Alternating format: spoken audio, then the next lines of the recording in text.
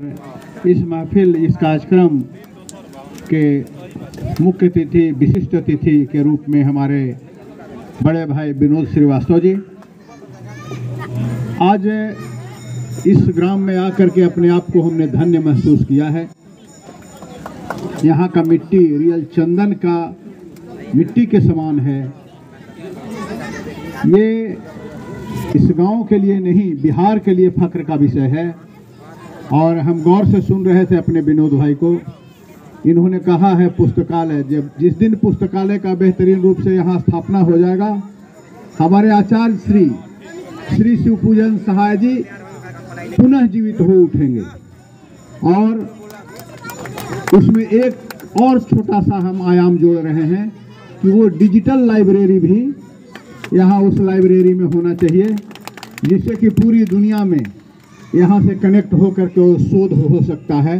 चूँकि इनके जीवनी पर ये साधारण व्यक्तित्व के लोग नहीं थे। आज हमारा बिहार विभूतियों से कम भरा पड़ा नहीं रहा है, लेकिन पर्त के गर्त में चला गया है। हमारे इनके विषय में कहीं किसी भी रचना और किसी भी पुस्तकालय या किसी भी विद्यालय में इनका जीवनी तक नहीं पढ़ाई की जाती है।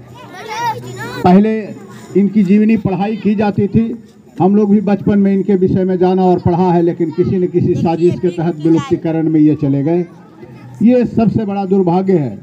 और यहाँ का इन्हीं के तरह एक विभूति श्री सच्चिदानंद, स्वर्गीय सच्चिदानंद सहाय जी का भी एक जीवनी है, जिन्होंने अपने जीवन और सारा चीज़ समाज के लिए दान दिया। उनकी भी जो जीवनी थी वो साहित्य से मिटा करके हटा दिया गया है। तो ऐसे उस पर जो भी हम विनोद भाई से आग्रह करेंगे कि इसकी चर्चा सरकार के स्तर पर होनी चाहिए, क्योंकि ये किसी समाज और किसी परिवार और किसी जाति से जुड़े हुए लोग नहीं थे। हमारे बिहार के प्रथम राष्ट्रपति वो किसी जाति के मुहताज रहे हैं क्या? दुनिया में, भारत में ही नहीं पूरे दुनिया में उनके विद्वता को लोग जानता है।